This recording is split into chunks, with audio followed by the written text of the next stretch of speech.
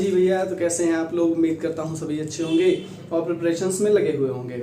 अगर बात की जाए तो आज खुश तो बहुत हो गए क्योंकि 11th का चैप्टर आ रहा है। पिछले कई दिनों से मैं देख रहा हूँ कि बच्चों का कहना है कि सर प्लीज़ एक वीडियो जो हम लोगों का 11th का है उस पर थोड़ा सा ध्यान दिया जाए, थोड़ा सा वीडियो 11th पे भी बना दिए जाए।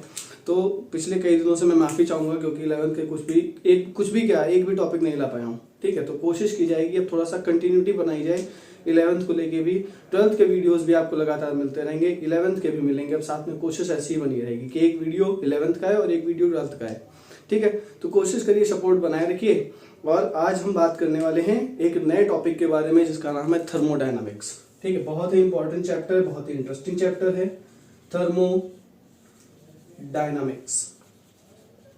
ठीक है, थर्मोडायनामिक्स बहुत अच्छे से पढ़ेंगे, बहुत शांति के साथ पढ़ेंगे, बहुत स्मूथ वे में चैप्टर चलता है, बहुत ही इंटरेस्टिंग है। हर टॉपिक में आपको कुछ नया जानने को मिलेगा। टेम्परेचर को कैसे डिफाइन करते हैं, हीट को कैसे डिफाइन करते हैं, किस लॉ के बेसिस पे टेम्परेचर को डिफाइन किया गया है, टेम्परेचर के पीछे की कहानी क्या है, सब कुछ धीरे धीरे 1 बाय 1 हम समझेंगे और जानने की कोशिश करेंगे।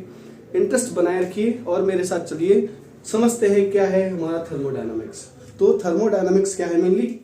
देखो, थर्मो का मतलब होता है टेम्परेचर, है ना। थर्मो का मतलब सबको पता होगा, टेम्परेचर। जो भी टेम्परेचर से रिलेट करे वही थर्मो है। यानी थर्मोडायनामिक्स हो या थर्मल प्रॉपर्टीज हो, कोई भी जहां पे थर्मो मतलब लिखा होगा तो वहां पे टेम्परेचर ही उसका मतलब होता है। बात करते हैं डायनामिक्स, तो डायनामिक्स का मतलब होता है मोशन। ठीक है, डायनामिक्स का क्या मतलब होता है? मोशन। तो टेम्परेचर, या बात करें टेम्परेचर से रिलेटेड कौन है? हीट भी तो टेम्परेचर से रिलेटेड है ना। हीट भी क्या है? हमारी टेम्परेचर से रिलेटेड है। तो टेम्परेचर एक तरीके से मोशन में आ जाए या हीट मोशन में आ जाए, यानी किसी भी बॉडी का मान लो टेम्परेचर बढ़ता हुआ दिख रहा है या उसके बीच में हमको हीट का फ्लो होता हुआ दिख रहा है, तो हम कहां पढ़ेंगे उसको? थर्मोडायनामिक्स में पढ़ेंगे। तो थर्मोडायनामिक्स है क्या? ये एक ब्रांच है साइंस की। क्या है? फिजिक्स की एक ब्रांच है। क्योंकि हम फिजिक्स पढ़ रहे हैं तो जाहिर सी बात है थर्मोडायनामिक्स को वैसे केमिस्ट्री में भी पढ़ा जाता है, लेकिन यहाँ पे हम बात करने वाले हैं मेनली फिजिक्स की। तो कैसे डिफाइन करेंगे थर्मोडायनामिक्स को? तो थर्मोडायनामिक्स को डिफाइन करेंगे, it is a branch of physics, it is a branch of physics which deals with the concepts of heat and temperature and also the interconversion of heat and its other forms। तो mainly thermodynamics हम क्या पढ़ेंगे? Thermodynamics में या तो temperature के बारे में पढ़ रहे होंगे, या तो हीट के बारे में पढ़ रहे होंगे, या हीट का इसकी डिफरेंट फॉर्म में जो इंटरकन्वर्जन है वो पढ़ रहे होंगे। इंटरनल एनर्जी के बारे में पढ़ रहे होंगे, टेम्परेचर के बारे में पढ़ रहे होंगे, हीट के बारे में पढ़ रहे होंगे। तो ये जो कुछ भी पढ़ेंगे, ठीक, ये किस में पढ़ेंगे हम लोग? थर्मोडायनामिक्स में पढ़ेंगे।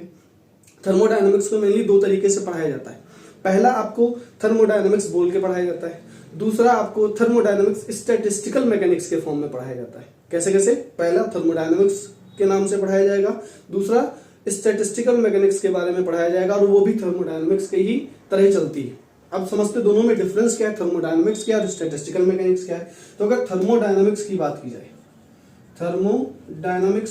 जाए, तो थर्मोडायनामिक्स क्या है कि मान लो किसी भी चीज को देखा, किसी भी बॉडी को देखा, किसी भी चीज को अगर आप स्टडी करना चाहते हो, ठीक, मान लो इस बॉडी को या इस मार्कर को आप स्टडी करना चाहते हो, मान लो मुझे स्टडी करना चाहते हो, मान लो आपके रूम में एक बॉक्स रखा हुआ है उसको स्टडी करना चाहते हो, आपके रूम में एक हीटर रखा हुआ है, एक प्रेस रखी हुई है उसको स्टडी करना चाहते हो, तो जाहिर सी बात है, फॉर एग्जांपल अगर इसको समझें, इस मार्कर को अगर आप स्टडी करना चाहते हो तो मार्कर को अगर बाहर से देखा जाए, ठीक है, बाहर से ही देख के बताया जाए तो इसका कुछ स्पेसिफिक टेम्परेचर है ना, कुछ इसका स्पेसिफिक टेम्परेचर है, कुछ इसका वॉल्यूम है, स्पेसिफिक वॉल्यूम है ना, कुछ प्रेशर ये हमारे एटमॉस्फेयर पे एक्सर्ट कर रहा होगा या हमारा एटमॉस्फेयर इस पे एक प्रेशर एक्सर्ट कर रहा होगा, है ना। ये सारी चीजें समझ में आ रही। तो अगर इस मार्कर को सिर्फ ऊपर से हम स्टडी करें तो क्या बोलेंगे? इसको मैक्रोस्कोपिक स्टडी बोलेंगे। इसकी क्या बोलेंगे? Macroscopic study. Macroscopic study. इसको क्या बोलेंगे? Macroscopic study. तो थर्मोडायनामिक्स जो है वो मेनली एक तरीके की मैक्रोस्कोपिक स्टडी है, जिसमें हम प्रेशर के बारे में स्टडी करते हैं, प्रेशर के बारे में स्टडी करते हैं, वॉल्यूम के बारे में स्टडी करेंगे, टेम्परेचर के बारे में स्टडी करेंगे, बहुत सारी चीजों के बारे में स्टडी करेंगे, लेकिन कहां से? सिर्फ ऊपर से ही देख के।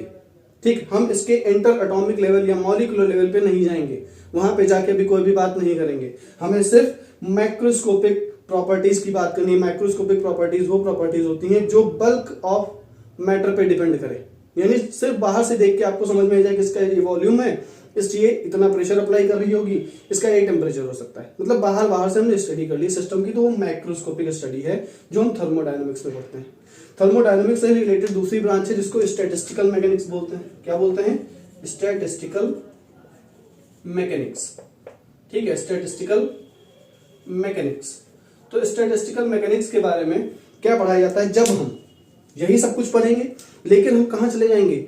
एकदम एटॉमिक लेवल पे जाके बात करेंगे, मॉलिक्यूलर लेवल पे जाके बात करेंगे सिस्टम की, किसी भी बॉडी की अगर आपको स्टडी करनी है, और हम कहां चले जाएं?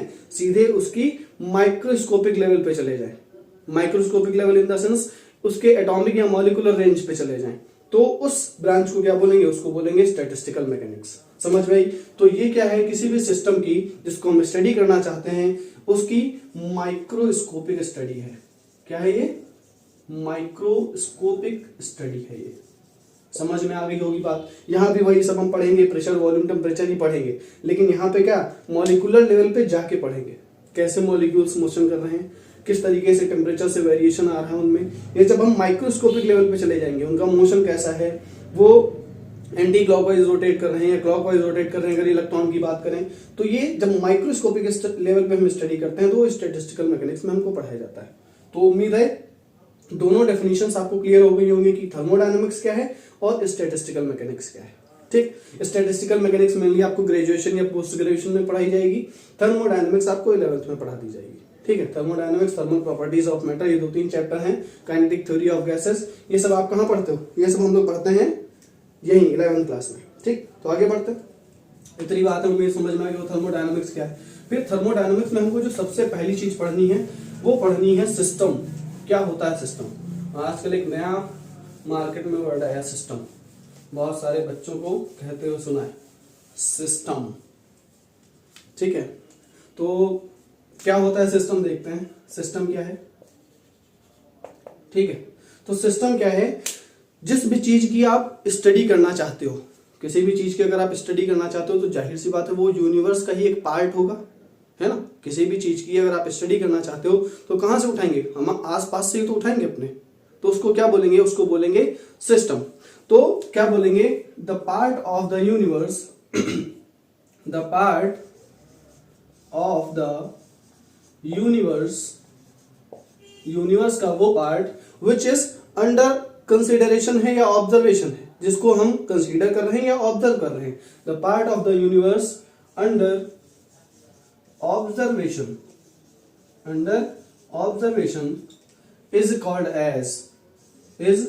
कॉल्ड एज, क्या बोलेंगे उसको? उसको बोलेंगे सिस्टम बोलेंगे। ठीक है, कोई भी चीज जिसकी आप स्टडी कर रहे हो अगर वो यूनिवर्स का ही एक पार्ट है, ठीक, इसका एक फाइनाइट वॉल्यूम होगा, ये क्या होगा? एक ग्रुप होगा किसका? नंबर ऑफ पार्टिकल्स का, है ना। ये क्या होगा? It is a group of number of particles. ठीक है, एक नंबर ऑफ पार्टिकल्स का ग्रुप होगा जिसका एक फिक्स वॉल्यूम होगा, कुछ प्रेशर अप्लाई कर रहा होगा, कुछ इसका टेम्परेचर रहा होगा।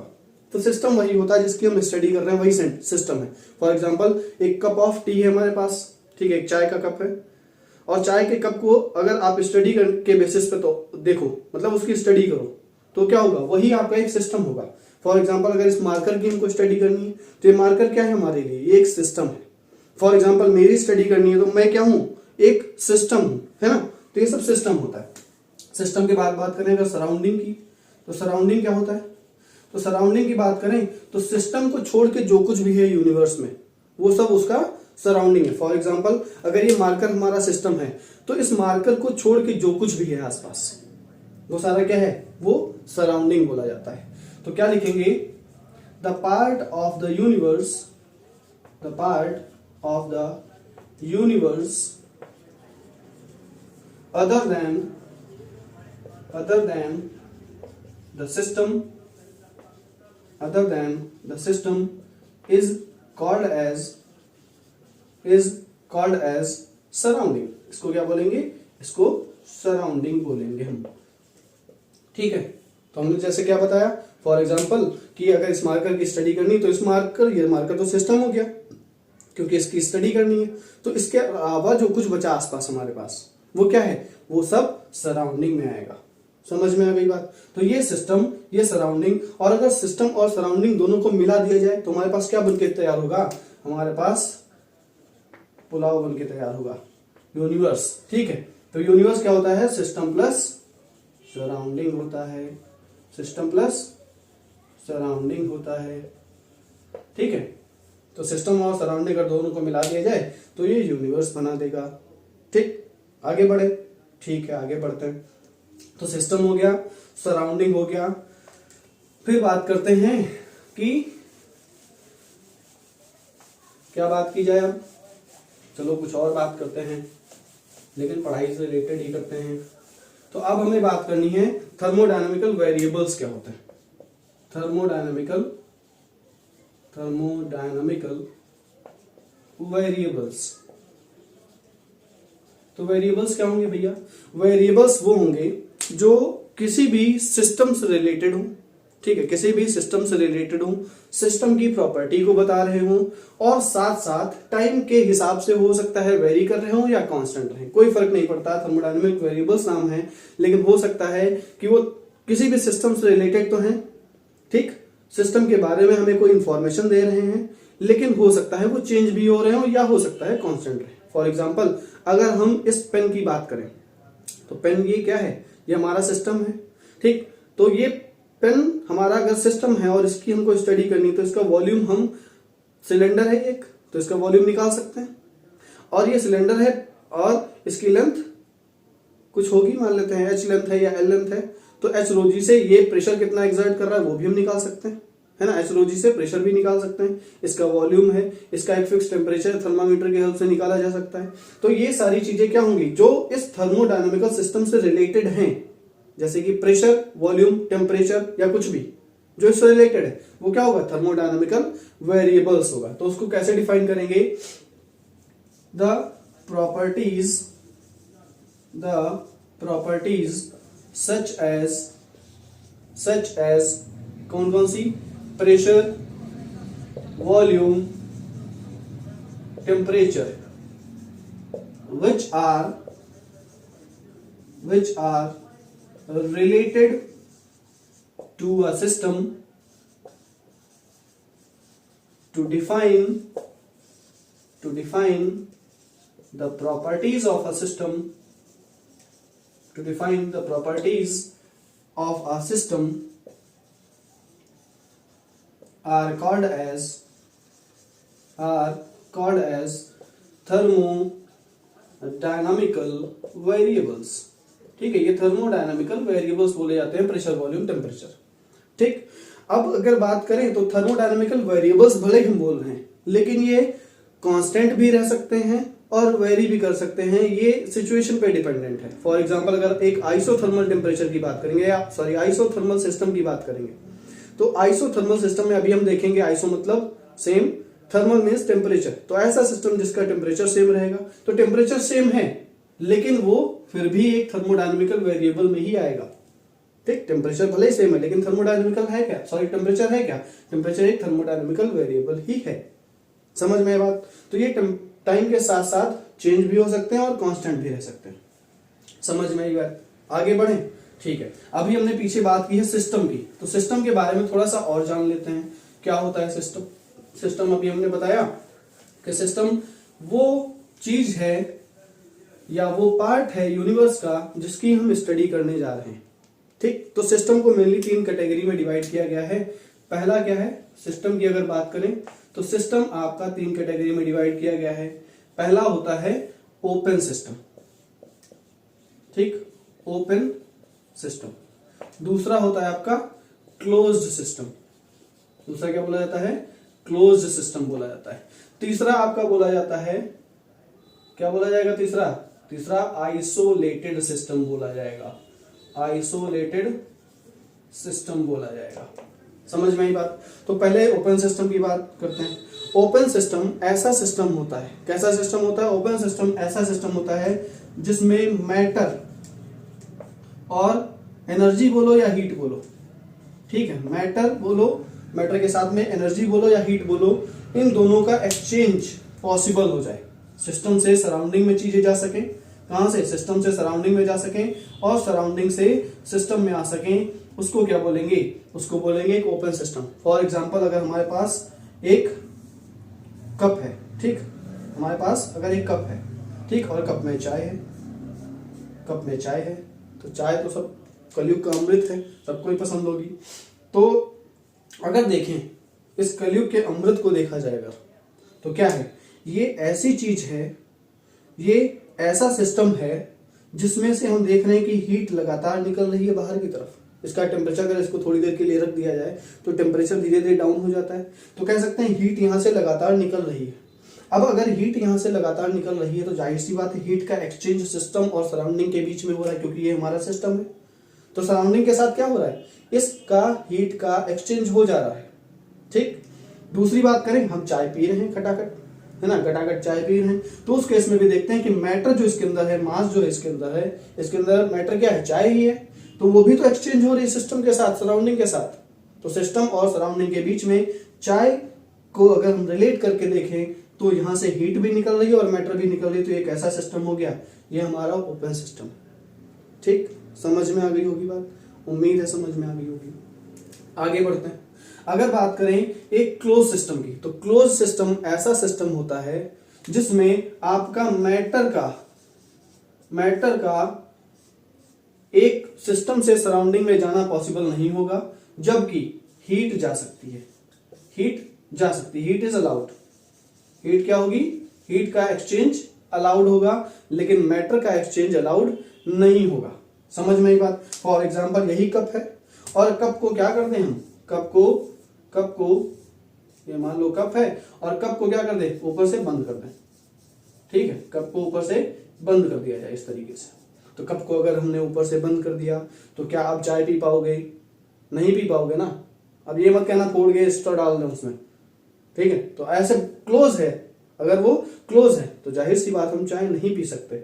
लेकिन हम देखेंगे कि हीट धीरे धीरे क्या होगी, टेम्परेचर इस कप का क्या होगा, धीरे धीरे डाउन होता चला जाएगा, तो हीट फिर भी हमारे एटमॉस्फेयर में बाहर क्या हो रही है, एक्सचेंज हो जा रही है, हीट बाहर चली जा रही है आसानी से, तो हीट का एक्सचेंज पॉसिबल हो पा रहा है। लेकिन अगर बात करें मैटर का, तो मैटर यहां से नहीं हिल रहा है। बात करते हैं आइसोलेटेड सिस्टम। तो अगर एक थर्मस देखा जाए, ठीक, अगर एक थर्मस की स्टडी की जाए, ठीक है, वही थर्मस जिससे पापा लोग खाना ले जाते हैं ठंडक के दिनों में, तो अगर एक थर्मस की स्टडी की जाए तो थर्मस अगर क्लोज है आपका, ठीक, थर्मस अगर एक क्लोज है, या मिल्टन की बोतल देखी जाए, तो जाहिर सी बात उसमें चाय लेके स्कूल में जाते हैं, ठीक, टीचर्स की बात कर रहे हैं, बच्चों की बात नहीं कर रहे हैं, टीचर्स लेके जाते हैं, ठीक। तो मिल्टन की बॉटल में हमने देखा है कि जब चाय गर्म रखी जाती है तो गर्म ही रहती है, इन्फिनाइट टाइम के लिए नहीं बात हो रही है, थोड़ा एक लिमिटेड टाइम की बात हो रही है। तो क्या करोगे, अगर उसमें चाय गर्म रखोगे तो गर्म ही रहती है, और जब तक वो मिल्टन की बॉटल खोली नहीं जाएगी, ना तो आप मैटर उसमें से निकाल सकते हो, यानी ना तो चाय निकाल सकते हो, और ना ही उसका टेम्परेचर डाउन होगा, है ना। तो यहाँ पे ना तो मैटर का और ना ही हीट का, दोनों में से किसी भी चीज का बोल सकते हैं एक्सचेंज पॉसिबल नहीं होता सिस्टम और सराउंडिंग के बीच में, तो उसको आइसोलेटेड सिस्टम बोला जाता है। उम्मीद है तीनों समझ में आ गए होंगे। आगे बढ़ते हैं। आगे कॉन्सेप्ट आता है कि थर्मल इक्विलिब्रियम क्या है, किसको बोलेंगे कि थर्मल इक्विलिब्रियम में है सिस्टम, या थर्मल इक्विलिब्रियम होता क्या है, पहले वो जान लेते हैं। तो अगर थर्मल इक्विलिब्रियम की बात की जाए, ठीक है, किसकी बात की जाए, अगर थर्मल इक्विलिब्रियम की बात की जाए, थर्मल इक्विलिब्रियम, स्पेलिंग शायद गलत हो गई है, अब पता नहीं सही है गलत है, वो अपने हिसाब से देख लो। इक्विलिब्रियम, ठीक। तो इक्विलिब्रियम की अगर बात की है, थर्मल इक्विलिब्रियम, तो दो सिस्टम अगर हम कंसीडर कर लें, फॉर एग्जांपल अगर इस तरीके से दो सिस्टम कंसीडर कर लें, ठीक है, दो सिस्टम है हमारे पास, एक सिस्टम ए है एक सिस्टम बी है। तो इनको कब बोला जाएगा कि ये थर्मल इक्विलिब्रियम में है? इनको सिर्फ तभी बोला जाएगा ये थर्मल इक्विलिब्रियम में है जब टेम्परेचर ऑफ ए और टेम्परेचर ऑफ बी दोनों बराबर हो जाए। समझ में आई बात? तो फॉर एग्जांपल मान लेते हैं कि जो सिस्टम ए है इसका टेम्परेचर टी ए है, इस बी वाले सिस्टम का टेम्परेचर टी बी है। तो थर्मल इक्विलिब्रियम में होने की कंडीशन ये है कि टी ए बराबर टी बी हो जाए। तो हम क्या बोलेंगे, लिखेंगे to systems are said to be in thermal equilibrium if they have same temperature, ठीक है। दो सिस्टम अगर हमारे पास एक ए है एक बी है तो दोनों कब थर्मल इक्विलिब्रियम में बोले जाएंगे? जब टी ए बराबर टी बी हो जाए। थर्मल इक्विलिब्रियम की कंडीशन सिर्फ यही है कि दोनों सिस्टम का टेम्परेचर सेम होना चाहिए। उम्मीद है समझ में आ गया होगा थर्मल इक्विलिब्रियम क्या है।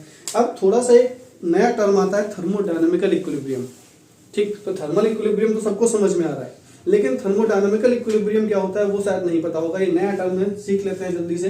क्या होता है थर्मोडायनामिकल इक्विलिब्रियम? ठीक है, उसके बारे में जानते हैं थर्मोडायनामिकल इक्विलिब्रियम वो देखते हैं जरा क्या है थर्मोडायनामिकल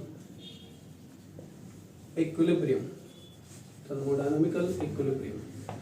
इसकी अगर बात की जाए थर्मोडायनामिकल इक्विलिब्रियम की तो बहुत अच्छा टॉपिक है, समझ में आ जाएगा। एक ही बार में बस ध्यान से सुनते रहना। क्या है थर्मोडायनामिकल इक्विलिब्रियम? अगर बात करें कोई भी एक थर्मोडायनामिकल सिस्टम है हमारे पास, फॉर एग्जांपल ये पेन है और पेन की आपको स्टडी करनी, तो ये क्या है? एक सिस्टम है हमारे पास। और अगर हम बोले इससे रिलेटेड जो थर्मोडायनामिकल वेरिएबल्स हैं, मैक्रोस्कोपिक प्रॉपर्टीज जो है इसकी, फॉर एग्जांपल इसका वॉल्यूम है कुछ, ये प्रेशर कुछ एक्सर्ट कर रहा है हमारे एटमॉस्फेयर पे, तो इसका प्रेशर है कुछ, इसका वॉल्यूम है, इसका टेम्परेचर है। तो ये क्या है? ये मैक्रोस्कोपिक प्रॉपर्टीज है इसकी।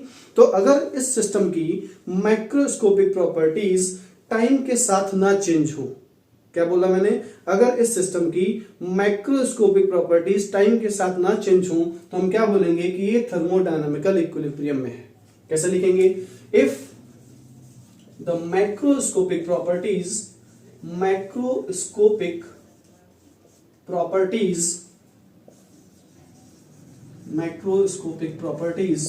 related to a system